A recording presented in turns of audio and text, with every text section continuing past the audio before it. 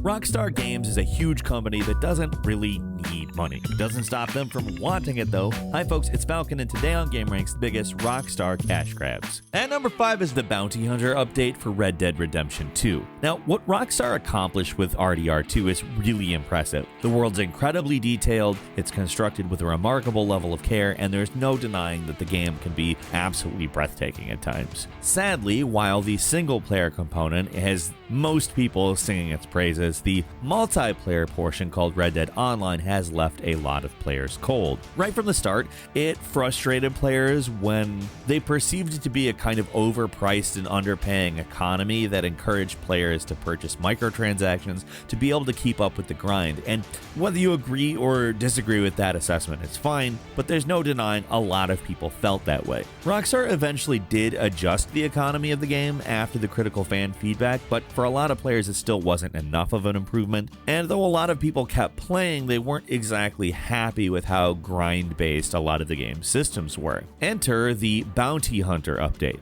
This update had two major things for the game added in, like the prestigious Bounty Hunter license and the Outlaw Pass. The license basically adds 10 new levels of Bounty Hunter class, meaning you can go after new bounties, but like a lot of these licenses, you have to pay gold bars to unlock them. 15 gold bars to be exact, and they're the real money currency of the game, with 25 gold bars costing 20 bucks when you buy them in the smallest amount. It's not an outrageous price given how much they're worth in game. That being said, the Outlaw Pass came out with the update, and it's probably what you'd expect. It's a battle pass popularized in games like Fortnite. There's a free version, but if you want better rewards, it costs 40 gold bars. 40. With previous Outlaw Passes, if you completed them, you'd earn back all 40 bars of gold, but with this one, you would only get 30 bars back. And to make matters worse, the actual rewards you got for it were pretty weak. The things that really annoyed players were those unlocks for picture poses, filters, and backdrops, like things that you could just use wherever to take a picture. They were specifically for the photography store that you'd have to somehow convince your friends to go to if you wanted to make use of them. To say that their uses were limited would be a pretty big understatement.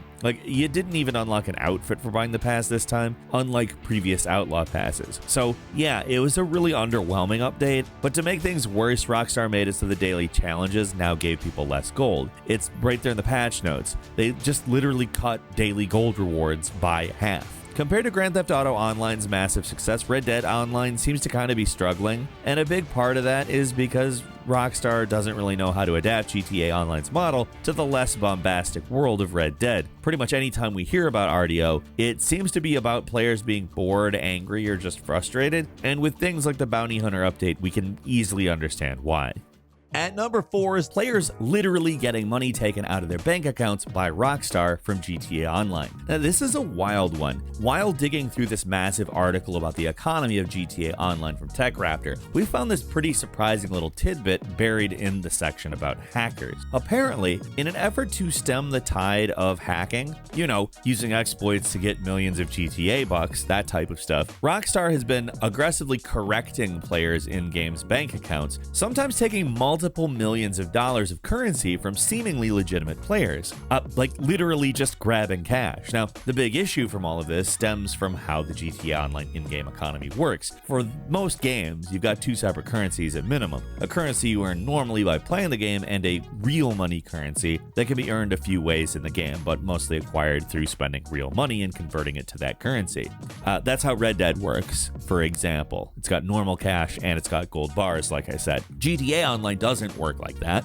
In-game currency and real money currency, they're the same. It's all just GTA bucks. If you play the game, you already know this, but we're laying some groundwork here. So the problem is, when Rockstar corrects your account, they're not just taking fake money out. Those GTA bucks you lose are worth real money, and if it's a lot of them, that's a whole lot of cash they just basically confiscated from you. And you can find people all over Reddit complaining about getting their accounts corrected, many of them seemingly just normal players who grinded missions to get a lot of money. Another issue is that if players did get hacked cash, a lot of the time they didn't get it willingly. Like, players have given other players money without their consent just to get them in hot water with Rockstar. This is not uncommon on the platform. And of course, Rockstar support isn't a help. All around, the whole situation with hackers in GTA Online is a pain. There's just too much to be made and too little to lose for some people when it comes to hacking. And on top top of that, Rockstar is either unwilling or simply unable to deal with the issue. So they go scorched earth on some people, even ones who are totally innocent, and it's the regular players who just want to have fun who end up suffering the most.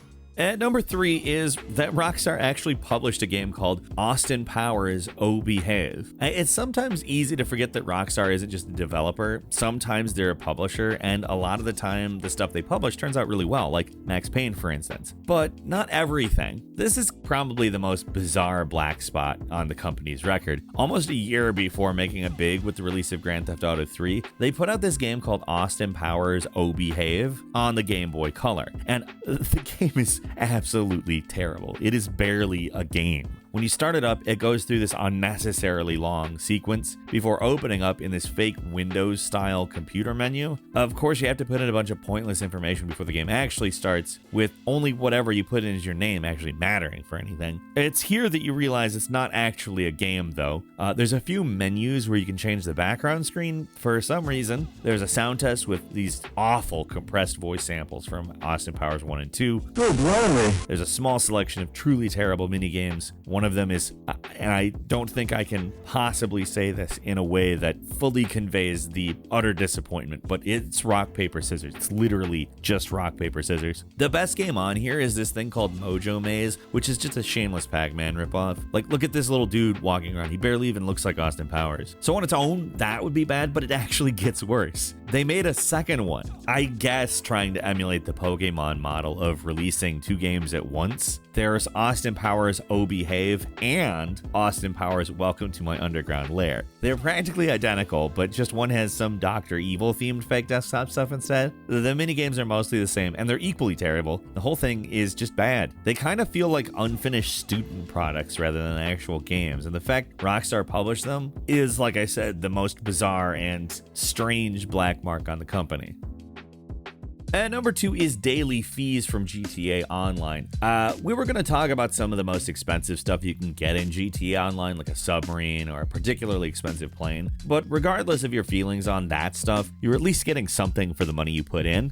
For this one, it's all about taking money out. If you don't know, in GTA Online, owning certain properties or achieving a certain status can end up costing you. We're not talking about the initial investment either, we're talking about the daily fees. So if you own something like an apartment or a garage in-game, then you have to pay a daily maintenance fee, which is deducted automatically at the end of an in-game day, which means you're charged every 48 minutes. If you own a lot of property, it can add up really fast too, and if you end up buying a lot of stuff without realizing how much they'll cost in maintenance, then you might find yourself with an empty bank account if you don't figure out what's actually costing you so much. These fees start off pretty low with garages, like usually costing around $50 to $75, so it's not so bad, but when you start getting stuff like an executive office or a bunker, the price jumps a lot. According to this article on GTAbase.com, it's possible, if you own pretty much everything, to accrue a daily fee of about 50,250 GTA bucks. And remember, that gets charged every 48 minutes in-game, not every 24 hours. This wouldn't be that big a deal if GTA bucks were just some game money, but it's not. It's also real money. As we mentioned earlier, 50,000 bucks equals actually about $1.50 of real money, according to the cash cards page on the GTA wiki. So even though it's not an amount that most players will see, it's still pretty wild to imagine that the game can charge you that much just for playing it. There are ways around these daily fees that clever players have discovered. Probably the simplest is just have a timer set to 48 minutes and then just change servers about 4 minutes before the timer's up. If you change servers, you don't pay the fee, or at least according to some players on the GTA Online Reddit. It sucks that you have to do that. If you don't want money just automatically taken from you anyways, having to switch servers constantly makes it difficult to play with your friends online or complete certain missions, so it's not really viable for everyone. From what we can tell, these daily fees seem to be a way for Rockstar to keep players earning tons of money, just idling or just waiting around in-game so that their properties generate money. But you'd think that there has to be a more player-friendly way to do that than just taking money out of their wallets every 48 minutes. And finally, at number 1, back in 2017, the CEO of Take-Two, which publishes many of Rockstar's games, including GTA 5 and RDR2, spoke to Cohen & Company Media Conference, and one big thing that they spoke about was microtransactions. And it's not all that sinister, mostly, until this line, which we're quoting from a VG247 article on the topic. We are convinced that we're probably, from an industry view, under-monetizing on a per-user basis. This is from the guys who brought us GTA Online, and regardless of how you feel about that game, I doubt most people's opinion is, I wish it had more microtransactions. According to this Metro.uk article, Take-Two makes about 58% of its revenue from microtransactions and DLC, primarily from GTA Online and the NBA 2K series, so saying they don't do enough is a pretty bold statement to say the least. Zelnick went on to say, there is wood to chop because I think we can do more, but that they have a strategy of being the most creative in our ethical approach, which is delighting consumers. Yeah, okay. Saying consumers tolerate it is something I'd believe, but delighting? Remember, this talk occurred in 2017 before RDR2 was released, and that game had its fair share of controversy about microtransactions, so it seems like Take-Two went ahead with its plans to increase monetization in all of those games. Again, we'll leave it up to you to decide whether the microtransactions in GTA Online, or Red Dead Online for that matter, are alright or if they're too much, but it's never a good thing to hear that a company that's notorious for nickel and diming its customers thinks, we're way too generous. We are definitely not cash grabbing. We can't help but worry it's only gonna get worse before it gets better, too. But what do you think? Leave us a comment, let us know. If you like this video, click like. If you're not subscribed, now's a great time to do so. We upload brand new videos every day of the week. Best way to see them first is, of course, a subscription, so click subscribe. Don't forget to enable all notifications, and as always, thank you very much for watching this video. I'm Falcon. You can follow me on Twitter, Falcon the Hero. We'll see you next time, right here on GameRanx.